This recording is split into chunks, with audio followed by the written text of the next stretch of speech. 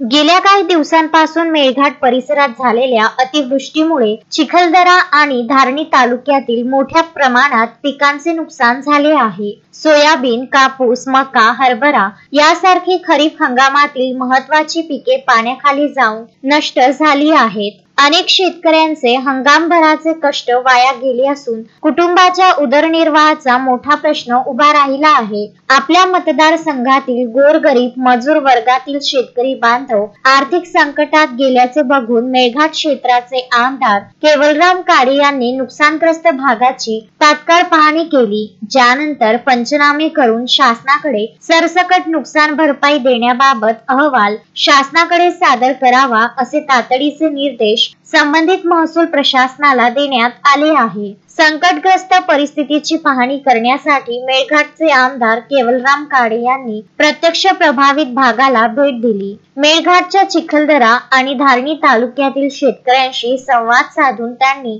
त्यांच्या समस्या जाणून घेतल्या। पिकांच्या झालेल्या प्रचंड नुकसानीमुळे शेतकरी हवालदिल झाले असल्याचे त्यांनी अधोरेखित केले। यासोबतच संबंधित प्रशासनाला तात्काळ पंचनामे करून शासनापुढे अहवाल सादर करण्याबाबत निर्देश दिले। या संकटकाळी मेळघाटातील शेतकऱ्यांसोबत मी उभा असून मेळघाटातील गोरगरीब आदिवासी बांधवांकरिता शासनापुढे खावटी कर्ज अनुदान देण्याबाबतची मागणी केली आहे, असे सुद्धा त्यांनी सांगितले। मेळघाटात यावर्षी झालेल्या नैसर्गिक आपत्तीमुळे शेतकऱ्यांची आर्थिक घडी विस्कटली आहे। यालाच अनुसरून भारतीय जनता पक्षाचे मेळघाट संयोजक यशवंत काळे यांनी सुद्धा शेतीच्या बांधावर जाऊन नुकसानग्रस्त भागाची पाहणी केली। पाहणी दरम्यान त्यांनी थेट शेतकऱ्यांशी संवाद साधत त्यांच्या समस्या जाणून घेतल्या। शेतकऱ्यांनी उघडपणे आपली व्यथा मांडली। अनेक शेतकरी आर्थिकदृष्ट्या कोलमडले असून त्यांच्यावर